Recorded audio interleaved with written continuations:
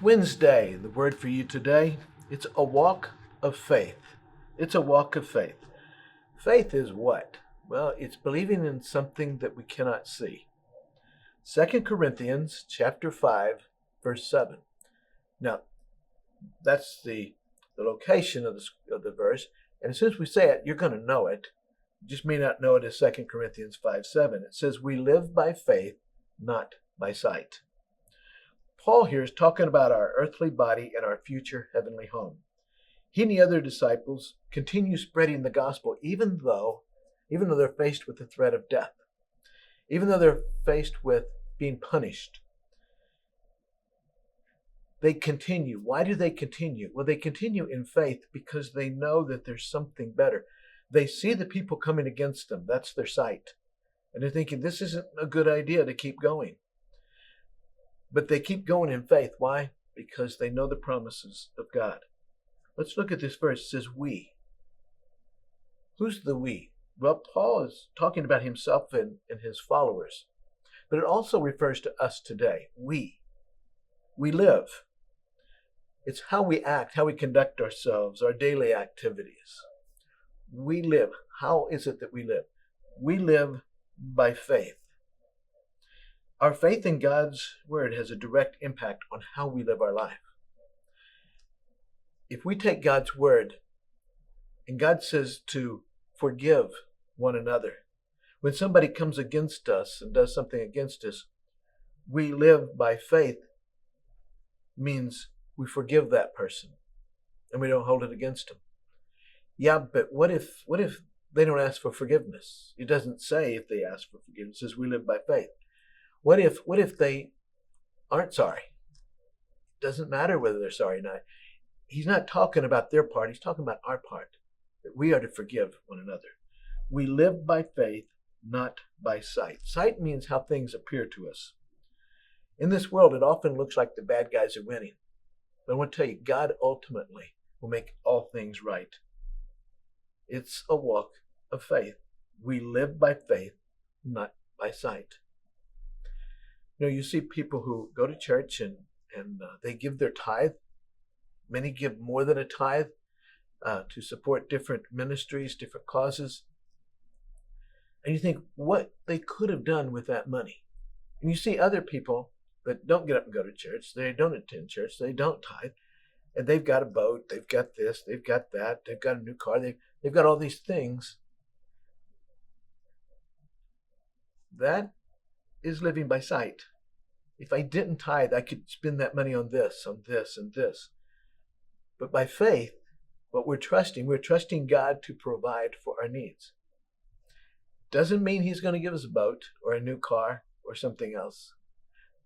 But by faith, he will provide what it is that we need. Think about people in the Bible who walked by faith. Noah. God told Noah to build a boat, an ark. Well, where he was building it, there's no lakes. There'd never been rain. What in the world is this thing you're building? It took him over 100 years to build it. And the whole time, don't you know, people were making fun of him. But Noah continued in faith. Moses, going before Pharaoh. Say, Pharaoh, let my people go. Moses wasn't a good speaker. What right did he have to ask for the freedom of his people? But by faith, he went.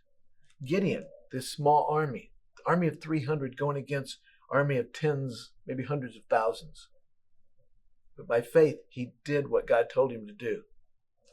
The Israelites were told to march around the city of Jericho for 7 days.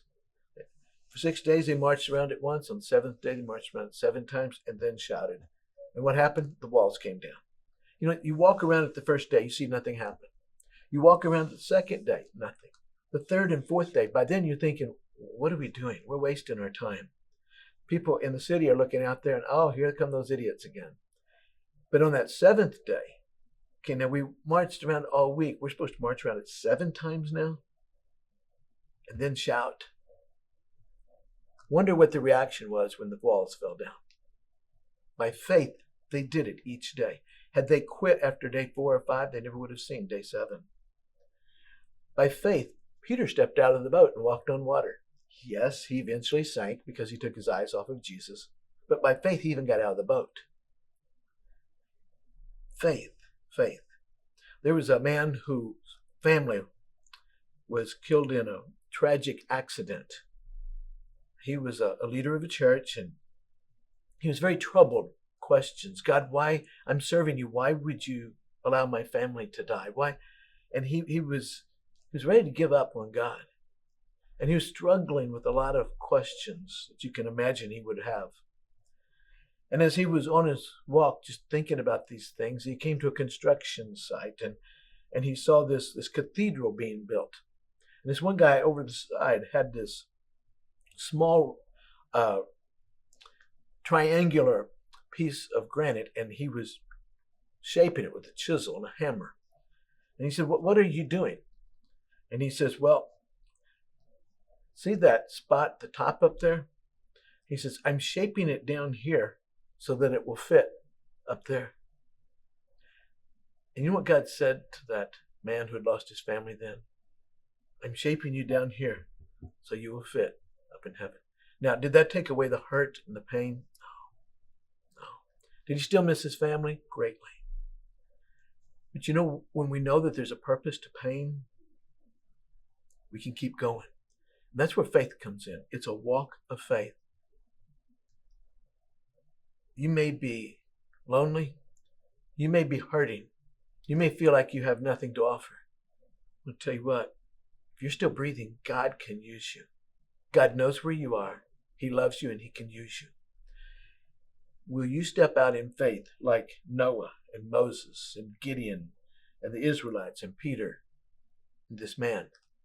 Because what we're going through down here, somehow, God is shaping us down here to fit up there.